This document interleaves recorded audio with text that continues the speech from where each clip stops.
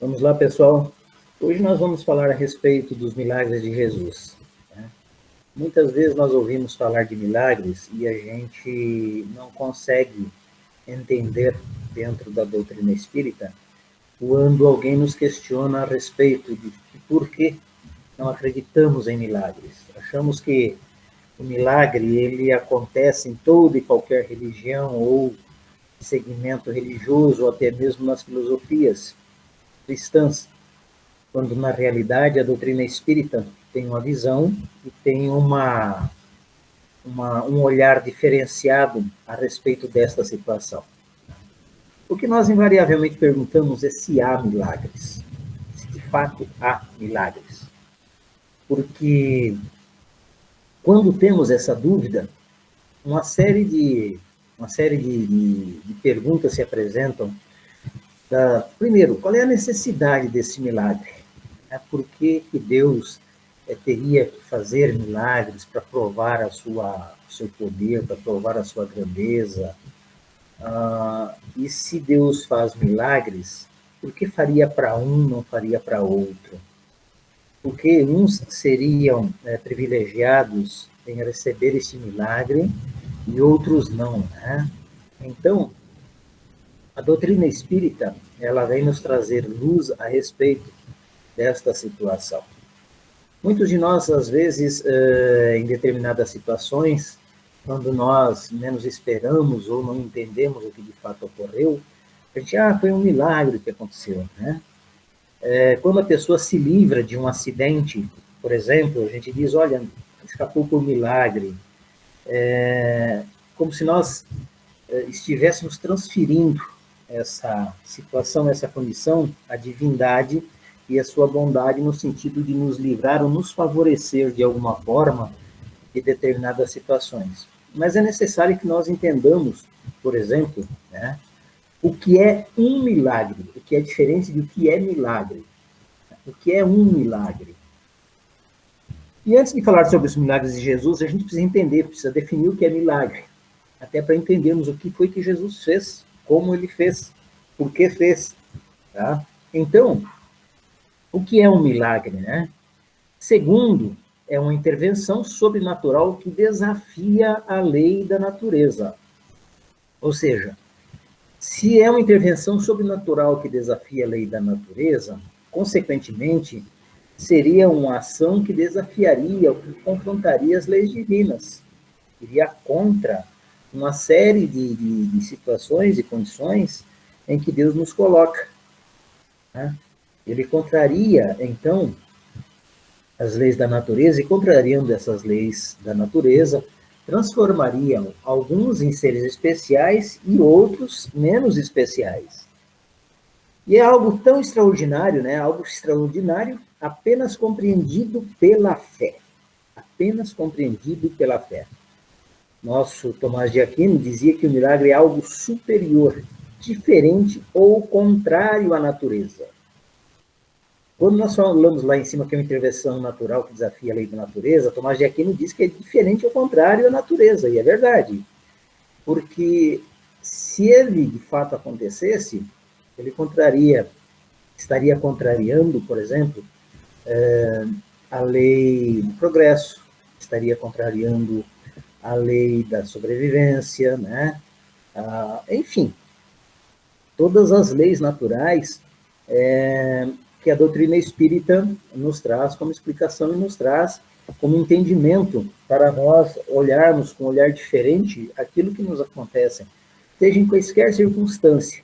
Para a doutrina espírita, tudo se explica. Por isso que Kardec, quando estava codificando a doutrina, disse que entre a ciência e a religião, quando elas se confrontassem, quando elas tivessem dúvidas uma com relação à outra, era para nós ficarmos com a ciência. Porque Einstein também diz, né, que a ciência sem a religião é cega, e a religião sem a ciência é manca. E isso tem muito a ver, se nós olharmos, se nós observarmos com aquilo que Jesus fez, com o que nós chamamos de milagre, mas se conhecermos todas todas as ações, todos os objetivos do mundo espiritual, se conhecermos os fluidos, se conhecermos o magnetismo, nós vamos entender e conhecermos principalmente a natureza dos espíritos que operam, entre aspas, os determinados milagres, nós vamos ver que eles não estavam errados, né? Então, o que é milagre? Nós perguntamos primeiro o que é um milagre. Agora nós perguntamos o que é milagre. Segundo o dicionário, milagre ou miraculum vem do verbo latino mirare, que significa admirar-se, maravilhar-se. Então, tudo aquilo que foge ao nosso entendimento, tudo aquilo que foge à nossa compreensão, né, ele se transforma em milagre. A partir do instante que nós desconhecemos a forma como esse fenômeno é desenvolvido, a forma como ele se apresenta, então para nós é milagre. E desta forma, então, ainda diz o dicionário, é algo que aconteceu e não tem explicação à luz da ciência da época. Olha só, aqui nós já começamos a ver as observações de Kardec. Se nós buscarmos os comentários de Kardec, seja na Codificação Espírita, seja na Revista Espírita, nós vamos observar que em várias situações e condições ele diz, mais para frente a gente vai entender, mais para frente nós vamos entender. Ou seja, ele estava dizendo, olha, ainda não se tem como explicar determinado fenômeno, até porque nós talvez não teríamos um entendimento suficiente e necessário naquela época para podermos entender o processo. Tanto é que Jesus sempre disse que nem todo conhecimento nos seria trazido naquele momento em que ele estava entre nós, que nós ainda não tínhamos e não temos a capacidade do entendimento. Então, não adianta nos trazer determinadas situações se nós não temos as condições ainda de entender isso, de saber como se processa, por que se processa. E se não tem a explicação à luz da ciência da época, adianta você ficar explicando. Se nós pensássemos, por exemplo, se pegássemos hoje a internet, por exemplo, pegássemos o WhatsApp e levássemos a 100 anos atrás, seria um milagre. Por quê? Porque naquela ocasião a ciência não teria luz ainda para levar as pessoas o esclarecimento necessário. Poderíamos ver, mas não poderíamos entender. Então, da mesma forma, né, como os bandeirantes fizeram com os índios, quando colocaram no aguardente fogo, dizendo aos índios que se não entregassem as riquezas, se não entregassem o ouro, eles queimariam todas as águas dos rios, e era só ciência que estava acontecendo ali, porque os índios não entendiam aquilo, tanto é que por isso que chamaram aquele bandeirante de Anhanguera, ou seja, diabo velho, achando que ele fosse um diabo, que estava ali fazendo um milagre, fazendo um prodígio, porque os índios não entendiam, não tinham luz para entender, né, o que estava acontecendo cientificamente naquele instante. Então, ainda é um fato inexplicável, que é milagre, é um fato inexplicável, é um fato que não se explica no vulgo popular. Tá? Se nós hoje chegássemos a uma sala de materialização, uma reunião de materialização, que são reuniões raríssimas, nem sei se ainda acontece, no Brasil só existia 2 grupos, um no Sul e outro aqui em São Paulo, não sei se ainda existe, e se chegássemos a uma sala de materialização, nós, se fôssemos totalmente ignorantes dos fluidos e como se processa, né, todo fenômeno, para nós, inexplicável era o fato, consequentemente seria um milagre que estaria acontecendo ali. Quando, na realidade, os próprios espíritos explicam, nos trazem esclarecimento a respeito do ectoplasma, nos trazem a respeito do movimento de objetos. Tá? Então, tudo aquilo que não entende, que não se pode explicar, nós qualificamos então como milagre. Algo que ninguém acredita ser possível. Esse algo que ninguém acredita ser possível foi aquele que nós falamos agora há pouco. Você chega a ver um carro destruído, né? A pessoa está lá fora, em pé, conversando, e você fala, isso foi um milagre, porque a gente não acredita que tenha sido possível que naquela condição, daquela situação, a pessoa tenha conseguido sair ilesa. E para nós caracteriza um milagre. Para nós espíritas que conhecemos os processos, nós sabemos que de repente aquela pessoa que se livrou daquele acidente tenha recebido, quem sabe, um aviso. Quem sabe não foi o momento dela. Quem sabe ela foi jogada fora do carro antes que ele sofresse aquele acidente e ficasse naquelas condições. Então, é algo que ninguém acredita ser possível. É um milagre. Tá? E aí, dentro de algo que nós não acreditamos ser possível, nós temos, por exemplo, dentro do catolicismo, uma visão disso. E no catolicismo, acredita-se muito em milagre. Tá? Então, tanto é que as canonizações, as santificações, as beatificações dos ditos santos, nada mais são do que as ações dos espíritos, sejam nas curas, de acordo com o merecimento do paciente, do ser que tenha o merecimento, e aí vão catalogando isto, catalogando como se fossem milagres, caracterizando como milagres, porque eles não entendem o processo dessas curas, e aí então vem a beatificação dos chamados ou ditos santos, que nada mais são do que espíritos benfeitores trazendo a determinada pessoa um benefício, trazendo uma cura, trazendo, de acordo com o seu merecimento, a modificação de uma situação. Então, no catolicismo tem muito disso. Ou seja, no cristianismo, o milagre tem um papel central. Tem como finalidade conduzir os seres humanos a Deus de modo extraordinário. E aqui nós vemos, né, vamos dizer assim, a separação dos merecedores e dos não merecedores. Então, se formos olhar por este ângulo, nós vamos observar que vamos eleger que Deus estaria elegendo alguns com mais direitos que os outros. Então, de uma forma extraordinária, e aí, né, lamentavelmente, meus irmãos, nós observamos hoje as religiões, as igrejas, principalmente no segmento evangélico, prometendo milagres. Tá? Prometendo milagres, prometendo coisas extraordinárias, vendendo de uma forma, até, isso é mercantilização da fé, muito mais no sentido comercial do que necessariamente no sentido de fé. Mas, lá no cristianismo, tem um papel central. Né?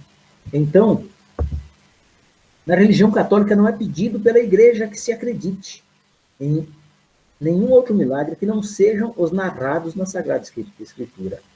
Ou seja, a letra morta. Há que se acreditar em todos os milagres de Jesus.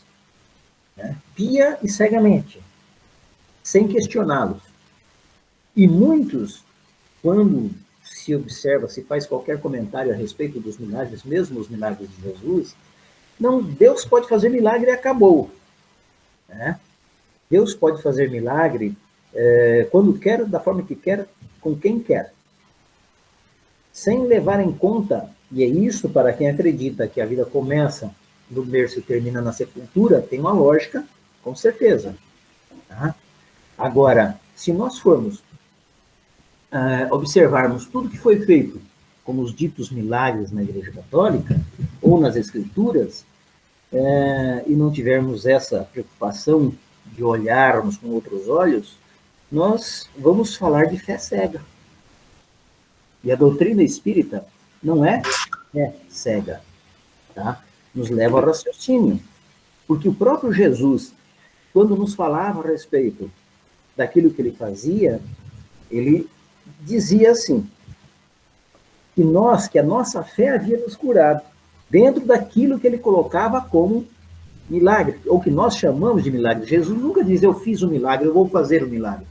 Ele nunca tocou na palavra milagre. Essa palavra milagre, nós é que fomos intitulando, fomos rotulando determinadas situações. Porque ele dava a condição daquilo que ele tenha melhorado uma causa e um efeito. Uma causa e um efeito. E já dentro do catolicismo, eles acabam nos amarrando única e exclusivamente naquele caminho, vamos dizer assim, naquele brete, né, intelectual, que a gente não pode sair fora. Ou seja, ele não acredita em nenhuma outra coisa a não ser do que esteja na Bíblia. Fora daquilo, só quando lhes convém, para as beatificações, é que se registram os milagres dos santos. E olha que tem muitos santos. Se nós fôssemos buscar de todos os santos catalogados, era no mínimo 3 milagres para se catalogar esses santos. Quantos santos nós temos hoje no catolicismo? Né? E aí, nós não estamos aqui de forma nenhuma,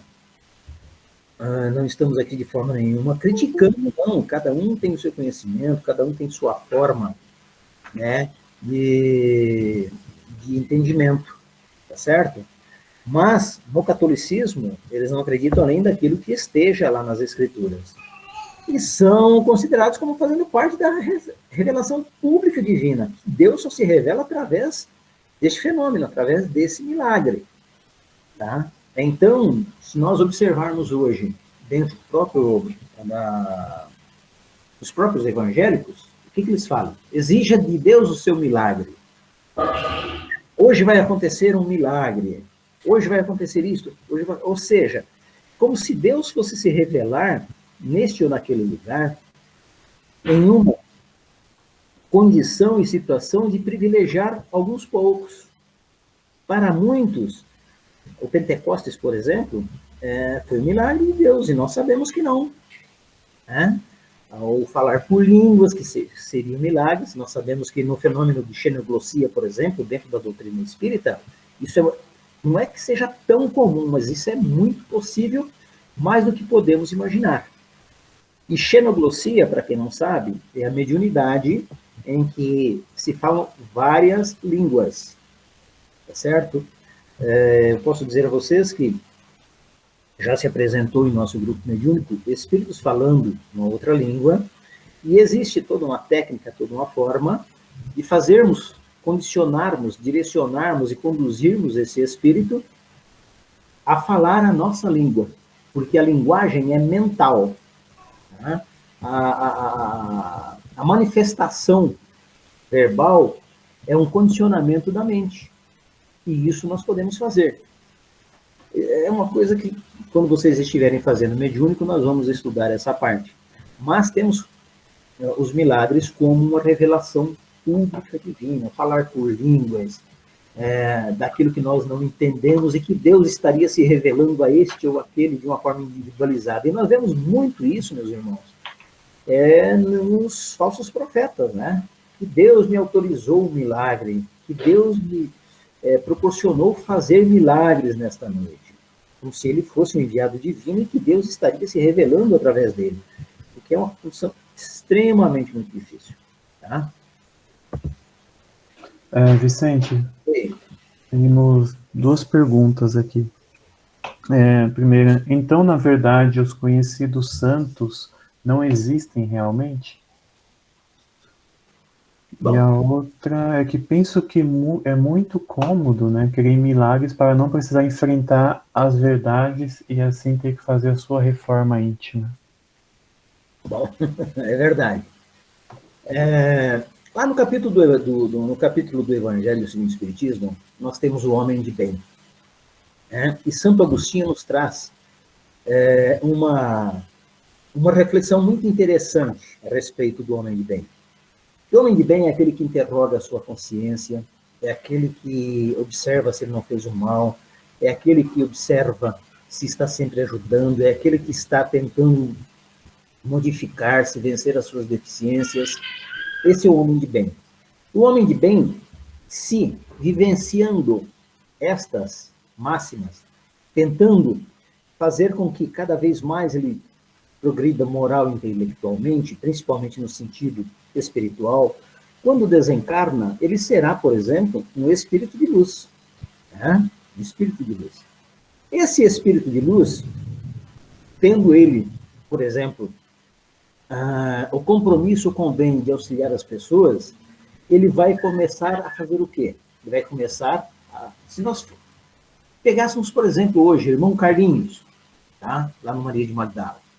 Irmão Carlinhos, se pelo que ele faz, pelo que ele auxilia, seria um santo.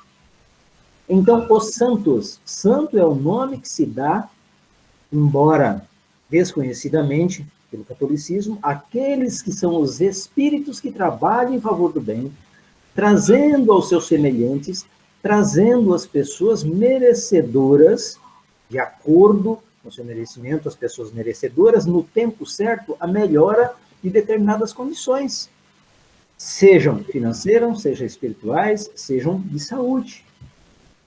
Tá?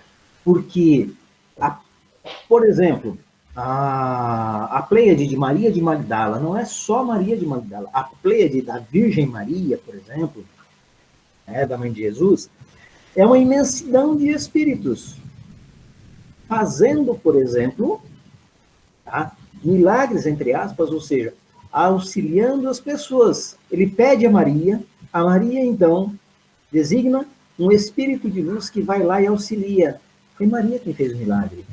Tá? Então, são espíritos de luz, tá certo? Espíritos que vêm nos milênios se desenvolvendo para se tornarem espíritos puros. Tá? Se nós pensarmos em Lucas, Lucas chegou a fazer ressurreição como Jesus fez. Até porque Jesus falou que nós podíamos fazer tudo que ele fazia mais um pouco. Então, ele está dizendo para que todos nós temos condições. O que é ser santo? Nós damos o nome de santo às pessoas que não fazem pecado, entre aspas, né? Aquele que não peca. Quem é que não peca? Aquele que não faz o mal. Os espíritos de luz fazem o mal? Os espíritos de luz estão comprometidos com o quê? Com o bem. Assim são os santos. Então, nós poderíamos dizer que os santos são espíritos de luz que estão para auxiliar. Eu acho que, espero ter respondido. Correto? Qual é a outra, Rafa? Não, era essa, se os conhecidos santos não existem realmente, e a outra é mais um comentário mesmo, né? Falando que é muito cômodo crer em milagres para não precisar enfrentar as verdades. Assim, na realidade, a gente, esses dias eu vi um comentário do Haroldo Dutra, né, que nós queremos, nós não queremos Jesus, nós queremos Harry Potter. E é bem verdade. A gente quer que alguém chegue com uma varinha, né? Dá um toque ali com a varinha e tudo se transforma, tudo se modifica. E é assim que as pessoas entendem o milagre. Então, às vezes nós corremos atrás dos milagres porque nós não queremos a porta estreita da modificação, da transformação. Aí fica muito mais fácil. Então eu vou lá, consigo um milagre, correto? Porque quando Jesus curou, por exemplo, os 72 cegos, ou quando curou aqueles 10 leprosos, somente um leproso voltou para agradecer, o resto foi embora. Quando Jesus cura os 72 cegos, 30 deles, talvez, é que se interessaram pela cura. Porque era a porta larga. Né? Todos nós queremos a porta larga, queremos o milagre para justificar a nossa indiferença ao crescimento espiritual. A gente se esconde atrás disso, né? Beleza? Okay. No Espiritismo, segundo a doutrina espírita, a religião que tem como base a ciência, a filosofia, a religião, não existem milagres na concepção, comumente, né, empregado a esse termo. Nós não acreditamos em milagres. A doutrina espírita não acredita em milagres. Aquele indivíduo que vai para a doutrina espírita, acreditando que sua vida vai melhorar, que a sua vida, que ele vai ter dinheiro, que os seus problemas vão desaparecer, que não existirá mais dores, está completamente enganado. Tudo isso vai acontecer a partir do instante em que ele começar a se transformar, a partir do momento que ele começa a entender as suas dores, a partir do momento que ele começa a entender os seus problemas, a partir do momento que ele começa a saber administrar e mudar as suas atitudes. Isso é um milagre, que assim podemos chamar. Tá? Então, o Espiritismo, ele acredita no quê? Na transformação através do conhecimento, na transformação através do esclarecimento, na transformação através do entendimento das razões para que nós tenhamos a paciência necessária em vencermos as dificuldades que estamos atravessando. Tá? Dentro das leis de ação e reação, dentro das leis de causa e efeito. Então, por isso o Espiritismo não acredita em milagre. Tanto que todos os acontecimentos dentro das leis da física, da química e da biologia, existe uma razão para isso. Por isso que quando Kardec, quando observou lá na Europa, quando lhe chamaram para que ele observasse as mesas girantes, que achavam que aquilo era um milagre, era um fato, e ele bom senso, aquele bom senso que tinha, ele foi verificar, e quando ele viu aquilo, ele falou, não tem nada de milagre, existe um efeito por trás disso. Tá? E aí ele começa a investigar, quando descobre que pelas leis da física, se poderia, através dos espíritos, utilizando dos fluidos, daqueles que estavam naquele salão, produziam aqueles fenômenos. Então há um contrapeso, há uma razão para isso. Né? Se nós pegamos, por exemplo, pegamos uma água pura e pegamos uma tinta e misturarmos isso, ela vai ficar uma água vermelha, vai ficar uma água azul, uma água verde. É um fenômeno da física, da química. Então, para nós, estamos conhecendo, aprendendo a doutrina espírita, não há milagre, não acreditamos em milagres, acreditamos sim nos acontecimentos dentro de leis também divinas, né? E que Deus não vai de forma alguma contrariar as suas próprias leis. A partir do instante que Deus contrariasse as suas leis, ele não seria justo. E Deus é justo e bom, perfeito. Então, se ele derrogasse as suas leis, passando por cima, por exemplo, de dar a um indivíduo um determinado milagre de transformação, tá? Passando por cima da lei de evolução, ele estaria derrogando as suas leis. Então, ele não vai fazer isso. E o Espiritismo vê desta forma, né? São leis criadas e mantidas por Deus. Então, não haveria motivo para eles derrogá-las ou contradizê-las, uma vez que elas próprias derivam da perfeição. Aí, quando nós falamos aqui, né, nessa derivação da perfeição, eu costumo contestar alguns colegas espíritas estudiosos, eu sou um aprendiz, não sou estudioso, de que a pureza doutrinária da doutrina espírita, né? A doutrina espírita por si só é pura. Não há pureza naquilo que já é puro. Vamos defender a pureza doutrinária? Não. É a coerência doutrinária. É diferente. Né? É a coerência doutrinária. Então, Deus não vai derrogar as suas leis perfeitas.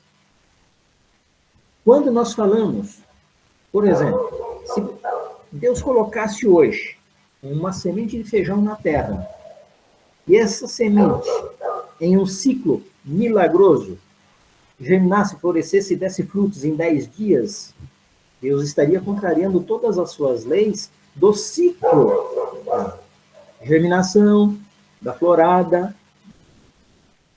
da semente e do amadurecimento dessa planta para poder ser colhida. Então tem todo um tempo, tem todo um ciclo. Se ele abreviasse este ciclo, ele estaria derrogando as suas leis. Então, não tem nenhum sentido. Por isso que a doutrina espírita, dentro da sua filosofia, não acredita nesta situação. Primamos, sim, pela razão, pela fé raciocinada. Temos que pensar. Tá? Então, não adianta nós querermos milagre dentro do espiritismo. Primeiro, que o milagre não existe. Segundo, que as coisas se transformam pelo conhecimento. E esse conhecimento ele pode vir através do estudo ou através da dor, através do sofrimento. Tá? É esta modificação, e se chamarmos de milagre uma modificação, é esta modificação, sim, que nós temos a oportunidade de ter na doutrina espírita. Ainda, o milagre é uma postergação das leis eternas fixadas por Deus, obra que são da sua vontade, e seria pouco digno da suprema potência exorbitar na sua própria natureza e variar os seus decretos. Leon Denis, lá no Cristianismo e Espiritismo. Ou seja, estaria derrogando tudo aquilo que ele disse. Né? Variar, passar por cima daquilo que ele já falou, passar por cima da lei de causa e efeito. Se houvesse milagres, então, a lei de causa e efeito ela teria que ser extinta. Você faz agora, pede milagre para Deus, Deus vai lá, resolve o seu problema e você não aprende. Você não teria sequer sentido a reencarnação para nós revermos, as nossas falhas, refazermos aquilo que deixamos de fazer. Então, se houvesse um milagre, e esse milagre ele se apresentasse para resolver todos os problemas, para que reencarnação? né? Seríamos todos espíritos perfeitos. A gente exigiria de Deus, ele faria o seu milagre, derrogaria todos os seus decretos e nos daria com facilidade a melhora, a transformação. E nós sabemos que não é assim. Nós sabemos que não é desta forma. É sempre o coroamento do mérito, mas nunca a derrogação das leis naturais, que funciona igualmente para todos. Chico Xavier, lá no Dicionário das Almas. É sempre o coroamento do mérito. Ora, digamos que você tenha uma prova na sua faculdade, você tem uma entrevista de emprego lá adiante. Tá? Guardadas as proporções das necessidades e auxílio espiritual, digamos que você tenha se preparado para esta prova. Você tenha estudado, você tenha, sabe, desenvolvido todos os projetos necessários para enfrentar aquele momento. Você chegando lá te dá um branco. Né? Te dá um branco. O conhecimento está aqui dentro. Te dá um branco. E você pedir ao seu mentor espiritual, ao seu anjo da guarda, o auxílio para que te ampare, para que te dê serenidade, para que você se lembre daquilo que você estudou, isso é milagre? Não. Isso é só o mérito daquilo que você já estudou, daquilo que você já se preparou. Se você vai a uma entrevista de emprego, leva um currículo completamente alterado, tá? Que não condiz com a sua condição, com o seu conhecimento, a proposta que aquela empresa exige, tá? E você não passa, eu só passaria por milagre. Você não vai passar, porque você não tem mérito nessa situação. E se isto houvesse, se você fosse aprovado lá, naquele teste lá atrás, sem ter qualquer conhecimento, e por isso que muitas vezes a gente valoriza, né? Nós queremos a porta larga, a gente vai lá na cartomante, na quiromante, vai lá na cigana, né? E a gente quer saber o futuro. A gente quer a coisa pronta, quer o prato mastigado, não quer dificuldade. Então, é uma derrogação das leis naturais. E nós utilizamos isso como muleta. Como muleta. Fica muito fácil, então. Eu vou fazer o negócio amanhã, eu vou consultar fulano. O que ele me disser, eu faço. Se transforma numa muleta. Então, eu poderia exigir de Deus a qualquer instante um milagre. Eu quero um milagre. Tem uma pessoa lá no hospital que está na UTI e Deus tem que fazer um milagre para tirar ele de lá. Qual é o histórico desse espírito? Qual é o mérito desse espírito? Qual é a necessidade dele passar por esta dor para melhorar a sua condição no progresso divino? Então, o milagre é sempre o coroamento do mérito. Ele vai ficar bom lá na UTI se ele tiver mérito, se tiver um propósito para isso. Caso contrário, voltará para a parte do espírito. Né? Ainda nos dizem que a designação de fatos naturais cujo mecanismo familiar é a lei divina. E a lei divina ainda se encontra defesa ou entendimento fragmentário da criatura. O Chico Xavier e Valdo Vieira, né? Lá no Espírito de Verdade, que nos fala a respeito do Evangelho segundo o Espiritismo, lá no capítulo 8. Designação de fatos naturais, cujo mecanismo familiar é a lei divina. Ou seja, são fatos naturais, familiares, a lei divina, que se encontra distante do nosso entendimento, fragmentado. Nós ainda não entendemos que o que está acontecendo são fatos naturais de acordo com os desígnios divinos, daquilo que Deus vai nos proporcionar de acordo com o nosso merecimento, no tempo certo, no conhecimento certo. Então, isso vai acontecer. Não adianta você pedir, por exemplo, ao seu pai um carro, você quer dirigir um carro, com 16 anos, você não tem condições para isso. No tempo certo, aos 18, quando você tirar a sua carta, você vai ter condições. Então, é no tempo certo. Se alguém te desse a carta aos 16, seria uma irresponsabilidade. Esse pai que deu uma carta aos 16 é um irresponsável, porque ele está primeiro contrariando a lei do homem contrariando a lei do homem. E esse que pede a carta aos 16, ele tem um conhecimento fragmentado da lei humana.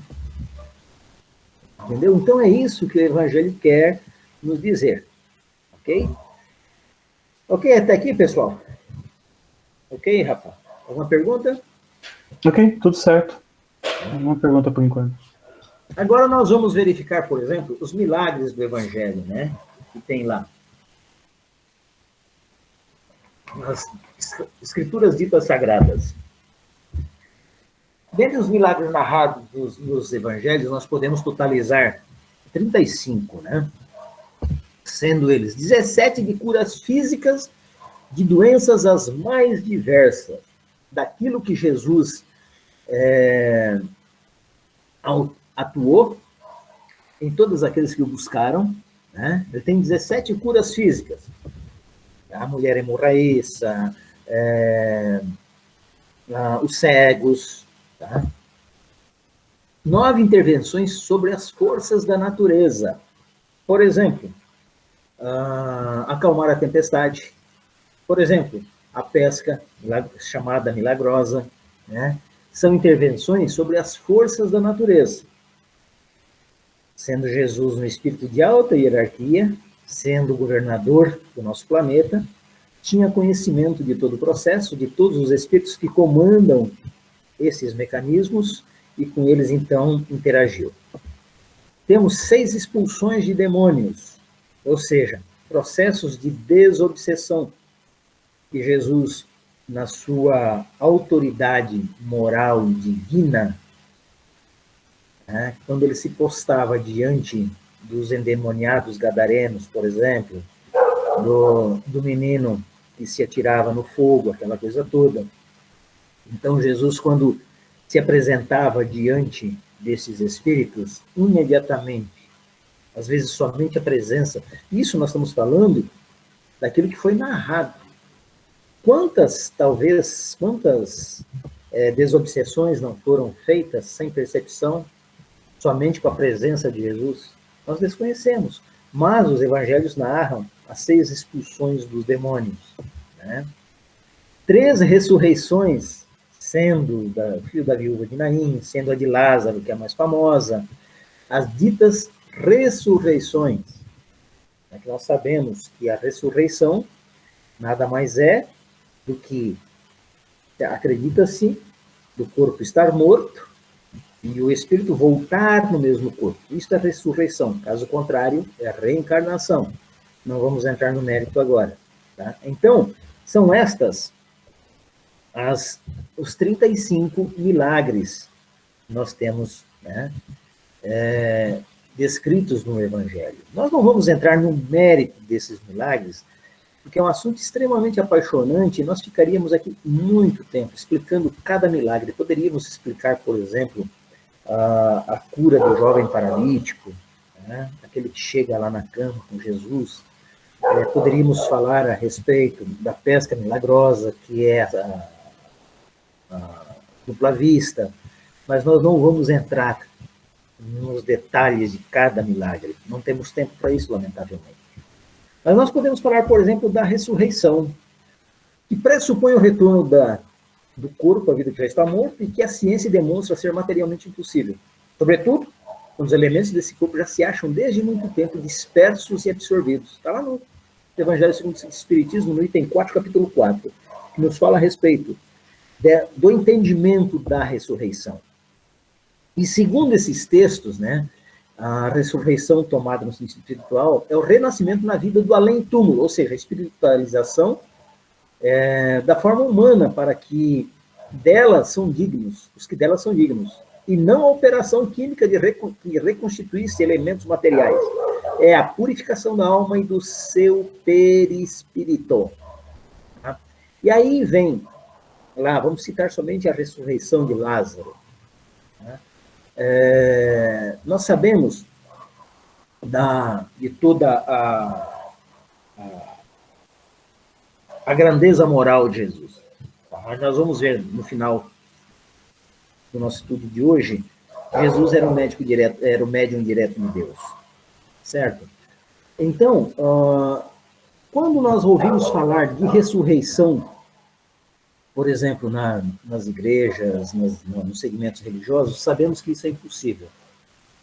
Por que é impossível? A partir do instante em que o indivíduo é cremado, suas cinzas dispersas no oceano, nos rios, nas praças, enfim, onde quer que o desencarnado tenha solicitado ou que a família queira espalhar as suas cinzas, esse material, cientificamente, a ciência não diz para nós e nos demonstra que isso é impossível. Tá? Um indivíduo que foi devorado por uma fera, por exemplo, é impossível ele voltar nesse mesmo corpo. Quando Jesus tem conhecimento da ressurreição de Lázaro, o que ele diz para Marta, irmã de Lázaro? Né? Diz assim, Lázaro não morreu, ele apenas dorme. Jesus tinha, então, essa percepção do que estava acontecendo, do fato todo em si. Tanto que quando ele chega, e dentro de todo o seu magnetismo, dentro de tudo aquilo que o envolvia, de todo o processo que o envolvia, ele, lá de fora, ele chega e diz, Lázaro, venha para fora, levanta e venha. Então, sabia Jesus da condição física de Lázaro, sabia Jesus da condição espiritual de Lázaro, sabia Jesus da condição de catalepsia de Lázaro. Então, utiliza-se deste fenômeno, tá? Diante de todo o povo que lá estão, e foi a ressurreição de Lázaro, por exemplo, que começa a desencadear o processo da crucificação, que era Jesus afrontando o templo, afrontando as leis de Moisés. Tá? Então, Jesus, tendo domínio e conhecimento de todo esse processo, de que o espírito não havia desencarnado e havia um estado cataléptico naquela situação, aproveita-se dessa situação para mostrar aos que ali estavam da sua grandeza espiritual. Né? Do que ele representava em termos de esperança, em termos de vida eterna, inclusive. Isso está lá, Cristianismo e Espiritismo, no Leon Denis, quem quiser o livro, né? Está em referência. É a purificação da alma e do seu perispírito. Ou seja, Jesus tinha conhecimento que estava tudo ali ainda, apenas adormecido.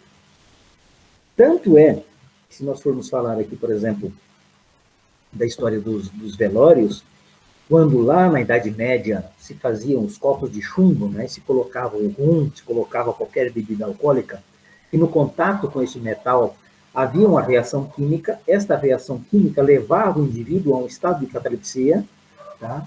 Que o deixava desacordado, praticamente, ou morto, né?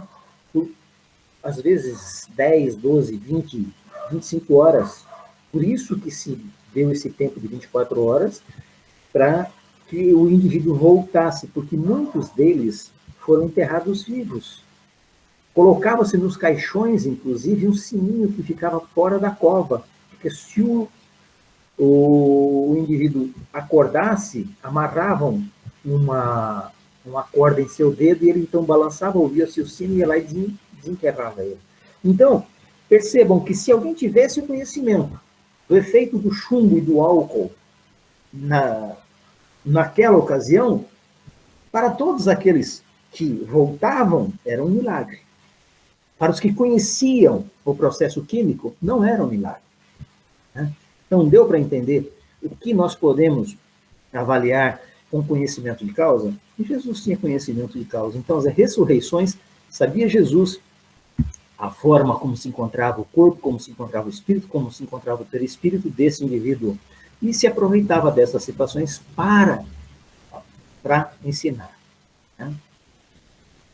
No milagre da transfiguração lá no Monte Tabor, o fenômeno resulta, portanto, de uma transformação fluídica, é uma espécie de aparição perispíritica, que se produz sobre o próprio corpo do vivo e, algumas vezes, no momento da morte, em lugar de se produzir ao longe, como nas aparições propriamente ditas. Está na Gênesis, capítulo 14, lá no item 39, quando Kardec fala a respeito dos milagres e predições. Nós sabemos que o perispírito e que o espírito ele molda o seu perispírito da forma como ele quer ser reconhecido. Então, o espírito ele vai se apresentar ao Vicente, vamos dizer, a minha mãe que desencarnou, ela pode se apresentar a mim com um vestido vermelho. que é como eu me lembro dela. A minha irmã com vestido amarelo, que é como se lembra dela. Então, é o perispírito, essa transformação fluídica, é que vai gerar esta aparição, esta forma.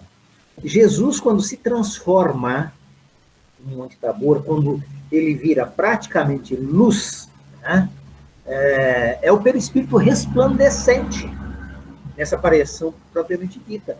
Então, não houve milagre. O seu perispírito chega a um estado de, como que eu vou dizer, não seria de condensação, não sei se seria esse o termo, mas vamos por aí, e que se apresenta iluminado. E essa transfiguração acontece. Tá? Essa transfiguração acontece. Então, não há milagre. É um efeito do perispírito, uma transformação fluídica, em que traz o evento em si, em que traz o fenômeno, e que aqueles que não tinham conhecimento do perispírito acabam tendo como milagre, porque desconhecem o processo, a manipulação dos fluidos, a manipulação do perispírito principalmente. Tanto é que espíritos obsessores, muitas vezes, quando querem, nas suas ações, assustarem, é que eu sempre falo, né? Um indivíduo, quando fala, eu vi um lobisomem, ele viu um lobisomem. Por quê? O espírito transformou o seu perispírito naquele ser zoântropo ou licântropo. Então ele modificou, da mesma forma como ele se modificou para o animal, porque é um espírito ainda não tão evoluído, ou não evoluído, um espírito extremamente evoluído transformaria o seu perispírito em luz. Tá? Em luz. Tanto é que se nós observarmos as imagens dos ditos santos, nós vamos ver que todos eles têm uma auréola de luz sobre a sua cabeça, sobre o seu coronário, que é exatamente a resplandecência do seu perispírito, né? Ali no seu coronário. Na aparição, os milagres de aparição de Jesus. É fantástico, né? A primeira delas foi na casa do menino, me fugiu o nome agora, da família Marcos, né? Como é formado de substância etérea, o espírito pode, em certos casos, perdão, o espírito pode, em certos casos, pode, por ato da sua vontade, fazê-lo passar por uma modificação molecular que o torna momentaneamente visível. É assim que se produzem as aparições. Então, esse milagre da aparição de Jesus, tanto é que na primeira vez em que ele aparece a Maria Madalena, após a ressurreição, após a saída da tumba, quando ela vem tocá-lo, o que ele fala? Não me toque, porque eu ainda não subi para o Pai. Porque se ela tocasse nele, e tocando, ela não sentiria, não teria tangibilidade em suas mãos, que estaria tocando o perispírito, ele não estava,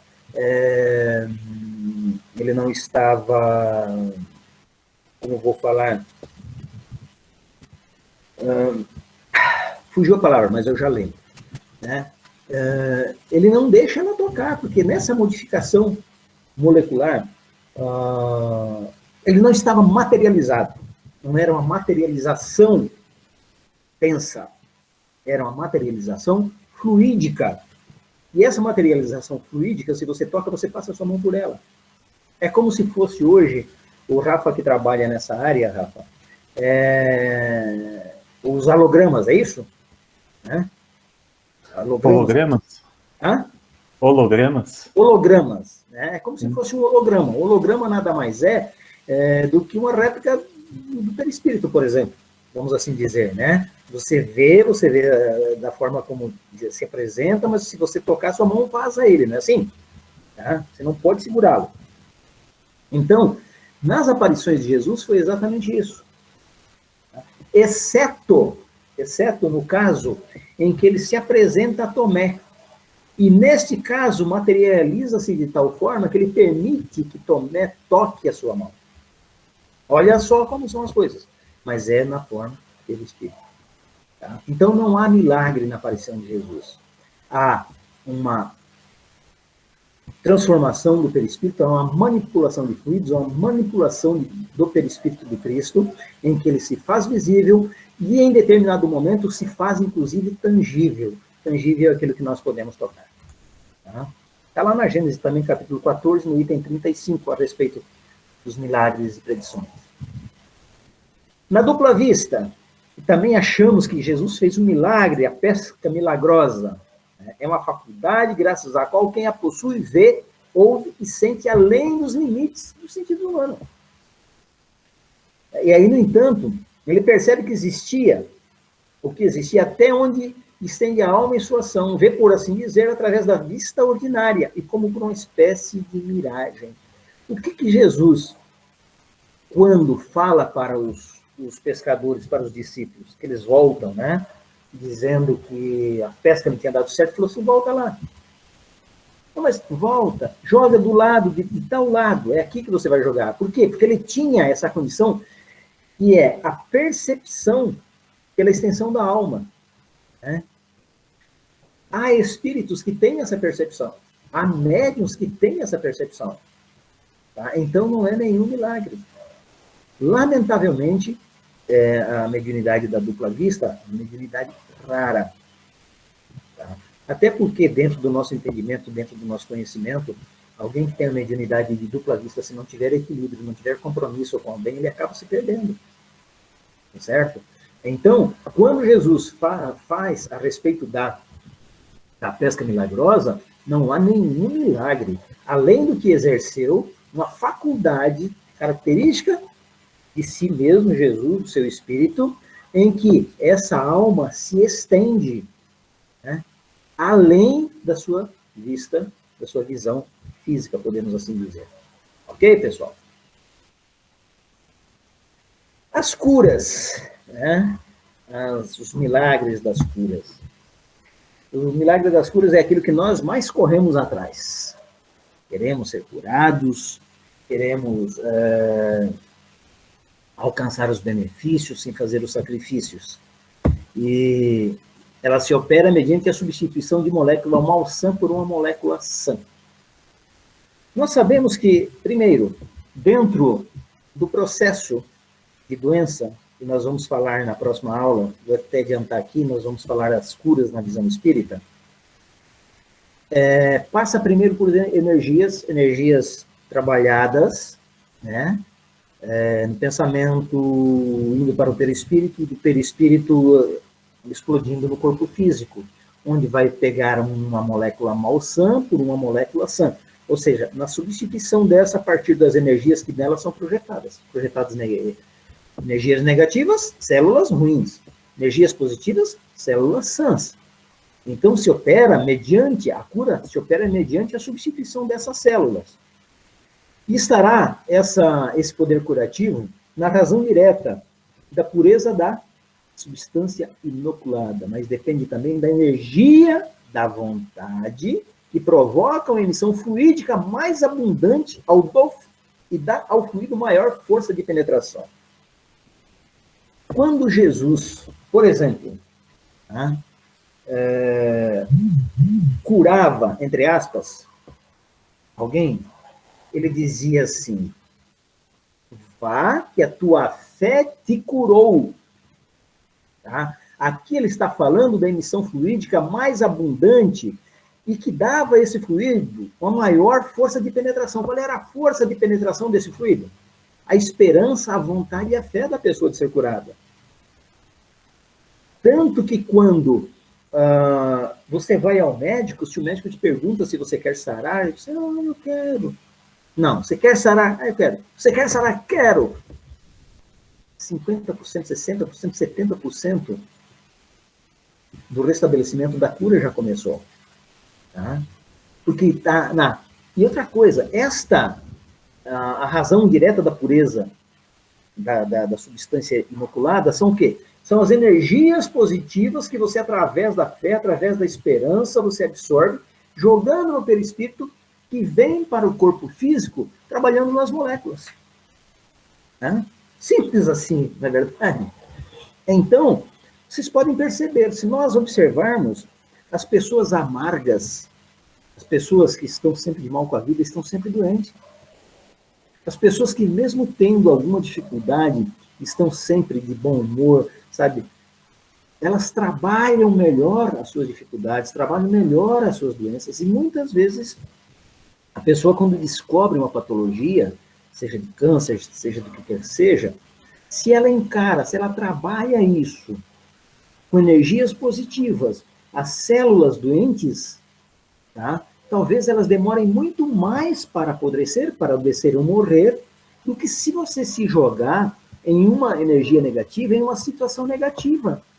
Que essas energias negativas, já numa célula doente, vai adiantar o processo de deterioração. Então, Jesus, quando falava nas pessoas, primeiro, as pessoas quando falavam de Jesus, quando se ouvia falar de Jesus, como a mulher hemorraíça, por exemplo, tá?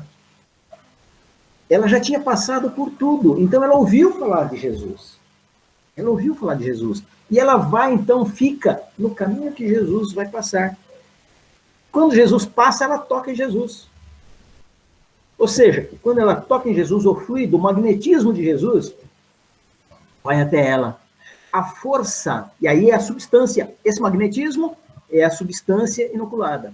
A força com que essa substância vai entrar nas suas células, de acordo com a sua fé, olha a força que tem a penetração disso, de acordo com a fé dela. Ela esperava. Então, ela também é um mecanismo, ela também foi um mecanismo para a sua própria cura. Né? Então, depende ainda das intenções daquele que deseja realizar a cura, seja homem ou espírito. A partir do instante, e quantas vezes, meus irmãos, nós encontramos pessoas que vão ao Maria de Magdala, tá? Que sentam numa cadeira de passe, e que se o passista estiver compenetrado com a sua tarefa, com seu coração cheio de amor, amparado pela espiritualidade, no compromisso do seu trabalho, imagina quantas pessoas dizem, olha, resolvi o meu problema. Né? O processo de cura está intimamente ligado na emissão fluídica. Daquele que transfere e daquele que recebe. Jesus tinha a intenção de ajudar a todos, mas nem todos mereciam, nem todos queriam. Tá? Nem todos mereciam, nem todos queriam. Houve uma maternidade em que, uma maternidade de berçário, onde as crianças doentes ficavam, e era de UTI. Eram 6 ou 7 leitos, não me recordo, isso é um fato, em que as crianças que ficavam no leito do lado direito da porta de saída da UTI se recuperavam mais rápido. E eles não entendiam por quê. Todas as crianças que eram colocadas naquele leito se recuperavam mais rápido. E então instalaram uma câmera nessa UTI para fazer um monitoramento, aquela coisa toda. E aí, alguém observou que a senhorinha da limpeza, ela vinha para fazer a limpeza naquela UTI à noite. Então, ela começava o seu trabalho, entrava pelo lado direito, ia fazendo todo o trabalho. E na saída, quando ela tinha terminado o seu trabalho, ela parava nesse último berçário. E ali, então, ela ficava olhando para aquela criança. E aí nós ficamos imaginando qual é o tipo de energia que ela passava para aquele indivíduo que estava ali, tá? A vontade que ela tinha, como ela se condoía por aquela criança, e essa criança, então, recebia essas energias. Consequentemente, melhorava. Né? E eles descobriram que esta ação, esse sentimento, essa vontade, esses fluidos daquela tia da limpeza, fazia com que as crianças que estavam ali melhoravam mais.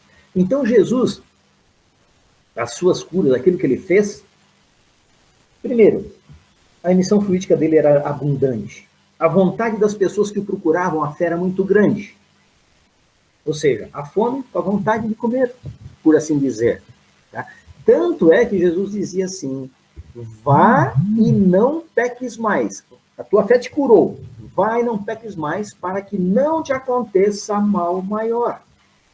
Ou seja, a partir do instante que o indivíduo, na sua fé, já calejado pela dor, busca em Jesus a esperança, busca em Jesus a melhora, há também de Jesus a vontade de curar com seus fluidos, Era eminente que isso aconteceria de acordo com o merecimento daquele, porque a mulher hemorraíça, ela já sangrava há 13, 14 anos. Então, também há o ponto em que o espírito já espiou o suficiente para sair daquela situação. Tá? A tua fé te curou, o teu merecimento te curou. Porque não foram todos que Jesus curou. E isso, muitas vezes, há uma confusão muito grande quando as pessoas procuram centros espíritas. O centro espírita não funciona, o passe de lá é fraco. Mas as pessoas não querem mudar. Então não vai ter centro espírita, nem Jesus daria jeito nela, se ela não quiser mudar. Se ela não tiver a consciência da transformação, de querer de fato mudar as suas atitudes, os seus pensamentos. É como se tomasse um banho. Você vai daqui, vai lá no Maria de Magdala, você toma um banho, sai cheiroso lá da câmara de passe, sai lá fora e começa a falar mal da vida alheia. Você acha que vai fazer bem aquelas energias que você assimilou lá dentro? Não vai. Então Jesus conhecia esse mecanismo. Então nessas curas que ele faz, ele trabalha nas células malsãs. Nessa substituição através das energias do pensamento, lá jogadas no perispírito, resplandecendo no corpo físico, de acordo com a vontade daquele que faz, de acordo com o merecimento e fé daquele que recebe. Então não tem milagre nenhum, é apenas uma manipulação de uma vontade. Né? Ok, Rafa? Rafa? Sim? Tá por aí, não caiu, né? Não, estamos aí. Deus e Jesus. Jesus sempre esteve com Deus e Deus, por sua vez, esteve com Jesus. A vontade de um sempre foi a do outro. São um pelo pensamento, uma vez que de tudo quanto Cristo realizava e realiza, ainda é sob a inspiração direta de Deus. Né? Eu sou, né? O Pai, eu sou do Pai, o Pai está em mim. A alma puríssima de Jesus é o cristalino espelho onde a vontade do Senhor dos mundos se reflete soberana e misericordiosa. Deus é o Pai, Jesus é o Filho. Há uma grande confusão de achar que Jesus é Deus, que Deus é Jesus. Que Deus Pai, Deus, Filho e Espírito Santo é uma coisa só. Não é. Deus é Deus, Jesus é Jesus, e o Espírito Santo é a pleiade de espíritos benfeitores que unidos trabalham em prol de Jesus, em prol de Deus. Soberano universal, causa primária de todas as coisas, inteligência suprema do universo, como se define o Espiritismo. Jesus é o seu embaixador na Terra. Sendo Jesus embaixador da Terra, Jesus esteve conosco por duas ocasiões, vamos assim dizer, quando das nebulosas, das forças centrípedas e centrífugas, das nebulosas, naquele movimento da formação do planeta, Jesus esteve organizando tudo isso e depois esteve conosco em carne e osso. Logicamente, continua sendo governador da Terra, mas de forma extremamente direta, de forma extremamente comprometida foi nos dois momentos. Não que ele não tenha compromisso hoje, tem sim, com certeza, mas talvez a atuação dele ali foi direta, objetiva, né, concreta. Então, hoje, Deus é Deus, Jesus é Jesus, Espírito Santo é a pleiade de espíritos que nos assistem e que assessoram a Jesus e a todos os benfeitores e todos os santos, se assim pudermos ou quisermos dizer. Ainda dentro dos milagres de Jesus, existem algumas curiosidades nesses milagres que a gente não observou. E se nós observarmos, há alguns milagres extremamente curiosos, que várias pessoas foram beneficiadas sem pedir.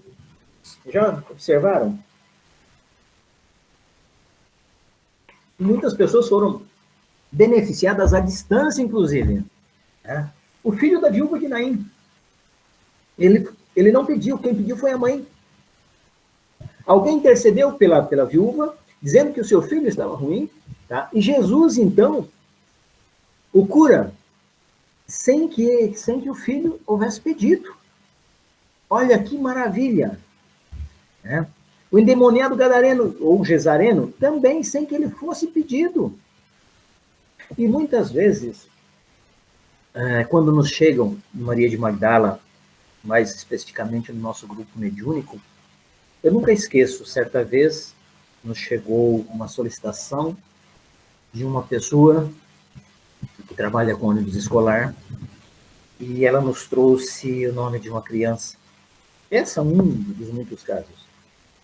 nos trouxe o nome de uma criança e que essa criança tinha muitas dificuldades, inclusive dentro do carro, desmaiava, coisa que o valha. Ele, conhecedor de mediunidade, conhecedor da doutrina espírita, nos traz esse caso.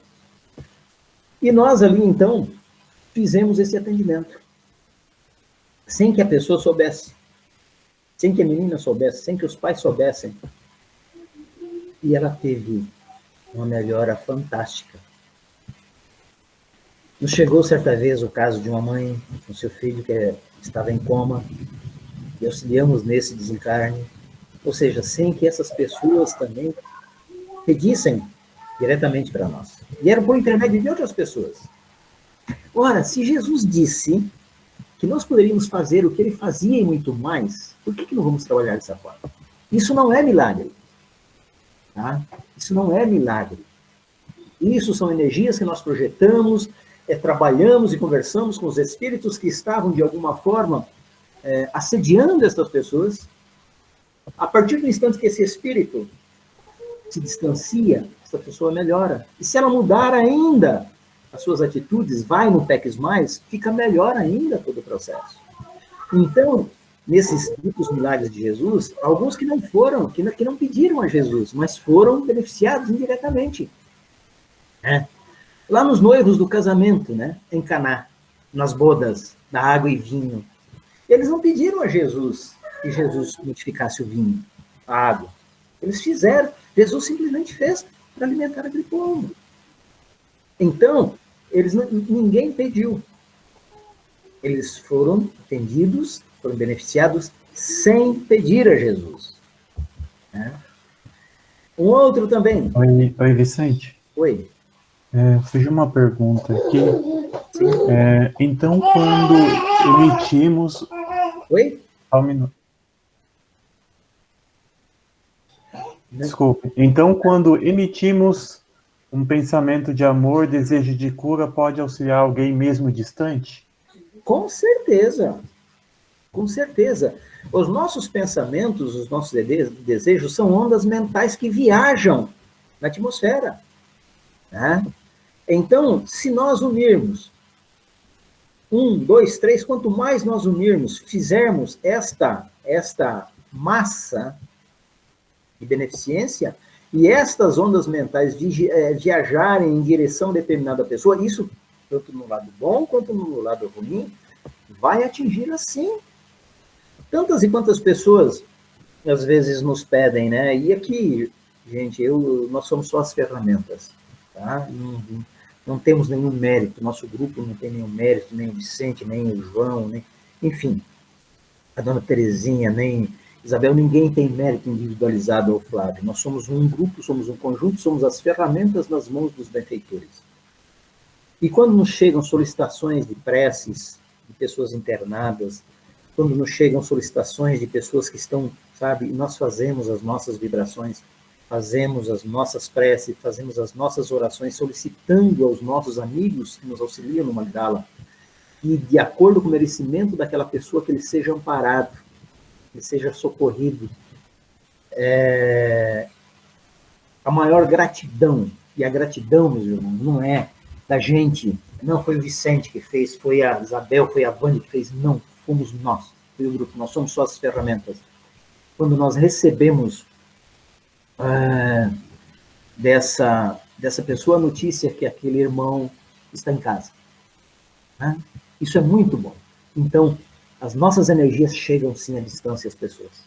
Se fizermos de coração, fizermos com fé, pedirmos a espiritualidade, de acordo com o merecimento, que aquele indivíduo que está lá, que aquele irmão que está lá, seja dado a ele, de acordo com o seu merecimento, e que se ele liberto for, se ele sarado for, ele modifique os seus passos, que lhe dê a beneficência. Isso invariavelmente acontece.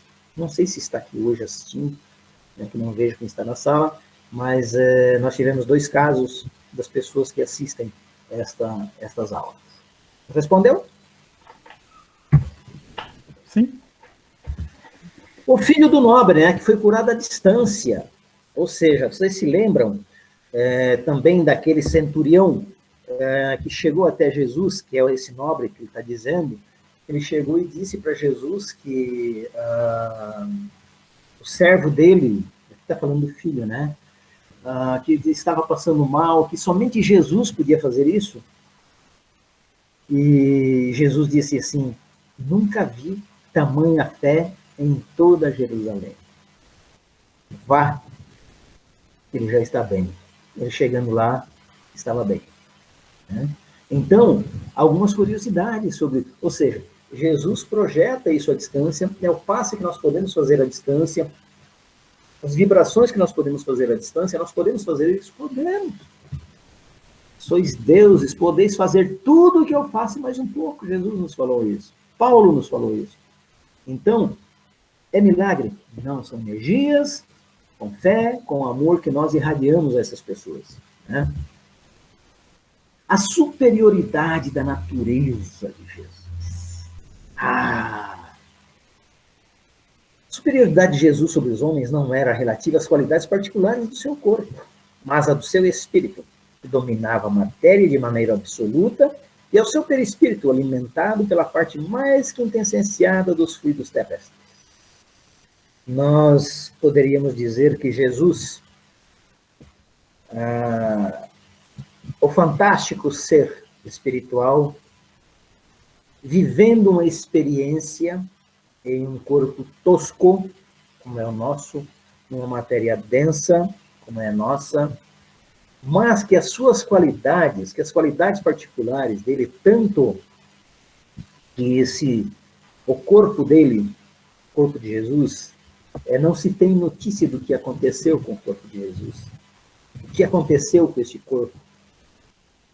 Desintegrou-se? Será que esse corpo era só um perispírito completamente materializado e tangível? Mas esse corpo sangrou na crucificação, foi vilipendiado, foi surrado. Então, esse perispírito alimentado pela parte mais quintessenciada dos fluidos terrestres, que Deus não derrogaria as suas leis, então, era diferente as qualidades particulares de Jesus. E principalmente do seu espírito. Então, não era um simples corpo humano.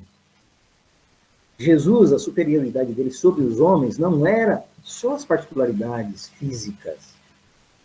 Esta particularidade transcendia, ou seja, ultrapassava a este espírito. E nós ficamos imaginando, por exemplo, quanto esse espírito não teve que descer, olha, descer, para reencarnar entre nós.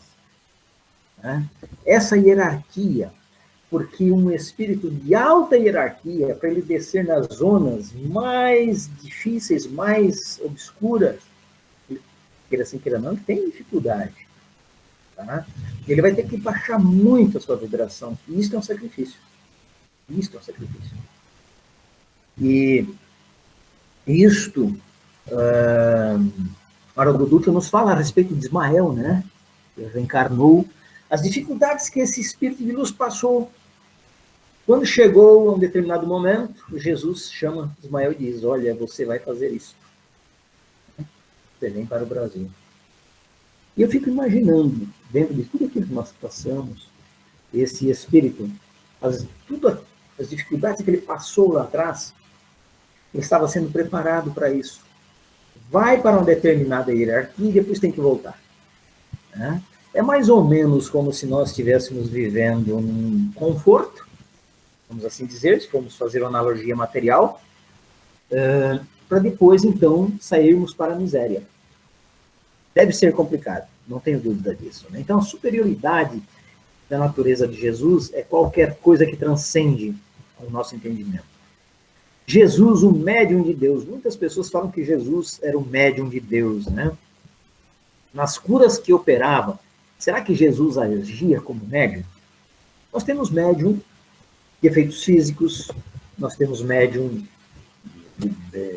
os curadores, os audientes, os videntes, enfim, psicômetras. Temos diversos tipos de médium. Os médiuns curadores são aqueles que têm um magnetismo diferenciado, no auxílio com os bons espíritos, tem seu resultado que se percebe, Mas será que Jesus agia como médium? Pode-se considerá-lo como um poderoso médium curador? E muita gente acha, não, Jesus era um médium extraordinário. Não.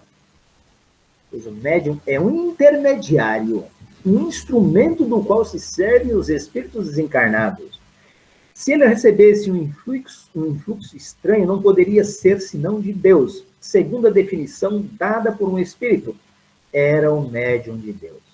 Ora, vamos ver aqui, por exemplo, alguns espíritos que nos auxiliam a diversos médiuns. Por exemplo, aqueles espíritos que fazem as curas, né, que atuam sobre determinados médiuns e com determinados médiuns. E quando esses médiuns se desviam, lamentavelmente, tem um fim terrível, haja visto o João de Deus. Né? Então, ele atua como um instrumento de determinado espírito. Se Jesus, isso é um médium, se Jesus fosse um médium normal ou um médium excepcional, ele estaria se utilizando o quê? Ele seria o intermediário dos espíritos de luz, sendo que ele era um espírito de luz. Então, segundo a definição dada por um espírito, ele era um médium direto de Deus. Olha só. Então, ele não tinha intermediário. Ele não era, ele não precisava retransmitir a vontade de um determinado espírito, os fluidos de um determinado espírito. Primeiro, que ele tinha a sua característica. Segundo, atuava diretamente, falava diretamente com o chefe, sintetizando o processo. Né? Da mesma forma, quando muitas vezes nós temos, existe o passe magnético, né? E existe o passe comum. No passe magnético, nós trabalhamos o quê? A vontade, a atuação do espírito. Tá? Então, Jesus, esse magnetismo, ele vem direto do Pai, ele vem direto de Deus. Então, ele não é um médium intermediário, é um médium direto. Né? Qual é a contribuição que o Espiritismo nos traz a respeito dos milagres? Ele veio demonstrar que os fatos considerados extranaturais o são enquanto ainda não podem ser explicados, devido ao desconhecimento das leis que o regulam e o ensejaram a sua causa. Então, a partir do instante em que nós temos o conhecimento de que uma cura, de que um movimento das leis da natureza, por exemplo, são passíveis de manipulação de acordo com a necessidade e o merecimento daquele indivíduo, daquele momento, daquela região, certo? Quando nós temos esse entendimento, então nós deixamos de acreditar no milagre. Né? Os índios, quando entenderam que aquilo que havia pegado fogo, que pegava fogo, aquele tipo de aguardente, já não era mais milagre. A água era água e a pinga era pinga, a cachaça era cachaça. Então, a partir do instante que você tem o conhecimento, que você sabe como manipular isso, isso deixa de ser milagre. E é o que a doutrina espírita nos traz. Nos traz o quê? Esclarecimento, a entendermos como funciona esse mecanismo. Não é uma fé cega. Né? Conhecidas estas leis, deixam de ser sobrenaturais e passam a ser entendidas como resultantes de efeitos naturais. Ora, a partir do instante que nós temos o conhecimento de que a cura se dá através das energias, através do perispírito, através das células, fica muito mais fácil. Tá? Então, se nós tivermos a nossa fé sintonizados com os bons espíritos, sintonizados com Deus, tivermos a nossa vontade, e nos encontrarmos com alguém que esteja disposto a nos auxiliar, que tem um magnetismo forte, fantástico, de acordo com o nosso merecimento, o milagre vai acontecer. Mas nós sabemos que existe, né, uma lei que regula toda essa causa. Não é nada sobrenatural, não é nada miraculoso, daquilo que nós não entendemos. Tá? E aí que eu sempre digo, há pessoas, às vezes, que querem as cirurgias espirituais. Eu preciso de uma cirurgia espiritual. Essa noite eu vou fazer a bariátrica, essa noite... Não adianta a pessoa fazer uma bariátrica, uma cirurgia espiritual, para comer como um elefante daqui a 2 dias. Esse vai no Betis Mais. Porque, apesar do seu merecimento e da sua vontade, se os espíritos vêm auxiliar e ele não se modifica, não adianta. Ele não está preparado para entender isso. Tá? Então, esta cirurgia, ela vai vir. Qual é o objetivo que você tem depois que você sarar disso? Por isso que, muitas vezes, as doenças nos trazem a transformação. Tá? Ainda, para finalizar, né? Se o homem conhecesse a extensão dos recursos que nele germinam, talvez ficasse deslumbrado. E, em vez de se julgar fraco e temer o futuro, compreenderia a sua força. Sentiria que ele próprio pode criar esse futuro. Ora, muitas pessoas, quando buscam entender as suas dores, né? Quando eles buscam a resolução dos seus problemas, invariavelmente, quando ele melhora, ele se esquece de tudo. Quando nós falamos de milagres, quando nós rogamos aos benfeitores espirituais e na hora das dores, na hora do desespero, eu me recordo de uma situação, certa vez, em que um jovem foi atropelado, vai para o hospital, em coma, aquela coisa toda, e nos foi solicitado, a minha Vande, nos foi solicitada uma visita a este jovem na UTI do hospital. Era um hospital lá na Zona Sul, foi uma dificuldade para nós chegarmos, tínhamos horário para chegar, eu quase desisti, ainda bem que a Vande não deixou, né?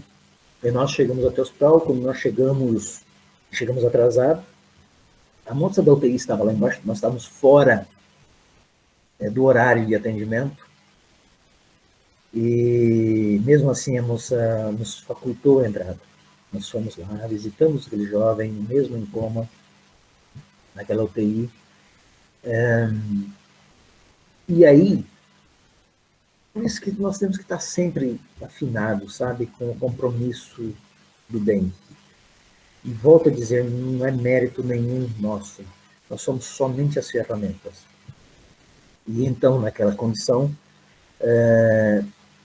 fizemos uma prece, fizemos visita, e naquela situação, então, passamos uma informação para a moça, a irmã do rapaz, uma determinada situação na cabeça do jovem, que ela passou para o médico, ela, me parece que resolveu o problema, e ele, para resumir todo o processo, ele ficou bom, e saiu de lá, uma pequena sequela, mas... E a família, naquele instante da dor, a família fazia qualquer negócio. Sabe, se propuseram a tocar, fazer isso, fazer aquilo, mas é um momento bom. Por isso aqui dizendo, se nós vamos conhecer essa extensão dos recursos que nele germinam, ou seja, se nós descobríssemos em nós que aquilo que nós quisermos fazer, e fizermos com o coração, então a família se transformar, nós nos deslumbraríamos com isso. E muitas vezes nós nos julgamos fracos diante do... e tememos o futuro. Essa força que nos fala Leon Denis, fala exatamente de acreditarmos. Fala exatamente da forma como nós deveremos proceder. Então, quando esperamos o milagre, dito milagre, e se quisermos que esse milagre aconteça, nós precisamos fazer a nossa parte. Lembra que Jesus disse lá, faça a sua parte e o resto vos acrescenta? Lembra que diz o Eclesiastes que existe um tempo para todo propósito debaixo dos céus? E é isso, então, nós temos essa força. Nós poderemos criar o nosso futuro, as nossas condições melhores? Podemos. Então, Jesus, quando se depara com aquela multidão, daquelas pessoas que se apresentam a Ele com seus problemas, com as suas dores, com a sua fome, ele conhecia o coração de cada um, como os Espíritos conhecem o nosso coração. Por isso que eu já disse, quando Jesus não cura todo mundo, ele sabia o que estava fazendo. Ele sabia quem fazer. Então, nós temos recursos dentro de nós que nós desconhecemos, que nós poderíamos exercitar. Quando Jesus nos fala que nós poderíamos ser deuses, que nós poderíamos curar demônios, curar os enfermos, expulsar os demônios e fazer muito mais do que ele fazia, ele não estava dizendo que o que ele fazia era sobrenatural. Ele não estava dizendo que os ditos milagres que ele fazia, sabe, era uma coisa que só ele tinha, só ele podia fazer, só Deus podia fazer. Ele diz que nós também poderíamos fazer os ditos milagres. Basta que a gente faça o quê? Basta que a gente se prepare, basta que a gente conheça, né? Basta que nós tenhamos essa consciência. E quando trabalharmos dentro de Jesus, em nenhum momento ele disse, eu te curei. Em nenhum momento Jesus, a gente não encontra nas Escrituras, vá, eu te curei. Ele não fala isso. Em nenhum momento Jesus falou, fique junto de mim e me segue para essas pessoas. E nós queremos muitas vezes o que nós queremos, né? A partir do instante, eu estava repensando esses dias, ouvindo o Raul Teixeira, a gente quando fica até chateado, quando a pessoa vai ao Magdala, melhora, consegue ficar bem, depois desaparece. E a gente acha que se ele tivesse o compromisso de continuar no Magdala, trabalhando no Magdala, fazendo as coisas pelo Magdala, esquece. Né? É aquilo que está dentro dele. Ele ainda não compreendeu o que existe dentro dele. Ele não compreendeu ainda o que ele pode fazer. Então, é o tempo de cada um. É o tempo do Espírito. Jesus não fez e não fazia milagres. Jesus colocava a sua vontade, colocava o seu amor, colocava o seu magnetismo em prol daqueles que mereciam, daqueles que queriam se transformar. Então, meus irmãos, não há milagre. Tá? A doutrina espírita não acredita em milagres. A doutrina espírita explica cada um dos milagres de Jesus. Nós, quem sabe um dia a gente volte aqui para falar de 2, 3 milagres e estudarmos minuciosamente a característica de cada um. Tá certo? Ainda, a fé é preciso uma base, e essa base é a inteligência perfeita daquilo em que se deve crer. Para crer não basta ver, é preciso, sobretudo, compreender. Então, para que nós consigamos assimilar alguma coisa, nós temos que compreender. Né? Não basta você ver determinado fenômeno, aquilo, você tem que compreender o fenômeno. Quando Kardec viu as mesas gigantes, as mesas girantes, ele viu que ele precisaria compreender o que estava acontecendo com aquelas mesas. Por que elas levantavam? Por que elas giravam? Por que o cesto, né, se movimentava? Então, não era só ver, ele precisava compreender isto. E isto, além de ciência, era fé. Fé raciocinada, a que se apoia sobre os fatos e a lógica, não deixa atrás de si nenhuma obscuridade. Está no Evangelho, lá no capítulo 14, item 7. Se apoia sobre os fatos e a lógica. Fé raciocinada. Tá? Eu não posso aceitar uma promessa de um determinado líder, seja espírita, seja católico, protestante, que não seja coerente. Então, sabe, a gente vê, lamentavelmente, nestas pandemias, onde estão os falsos profetas, e aqui não estou nomenclaturando a ninguém, tá? Inclusive, há médiuns que se perderam nesta forma. Onde estão aqueles que diziam que curavam tudo? Por que esses que curam não estão nos hospitais fazendo as curas? Por que esses que curam estão escondidos? Se omitiram agora. Tá? Então, nós precisamos ter base em nossa fé. Inteligência para nós percebermos naquilo que nós devemos crer. Tá? Naquilo que nós devemos compreender. Então, isso é fé raciocinada e se apoia sobre os fatos e sobre a lógica e que não deixa nenhuma dúvida a todos nós. Né? Os livros que utilizamos e as curas na visão espírita no próximo sábado.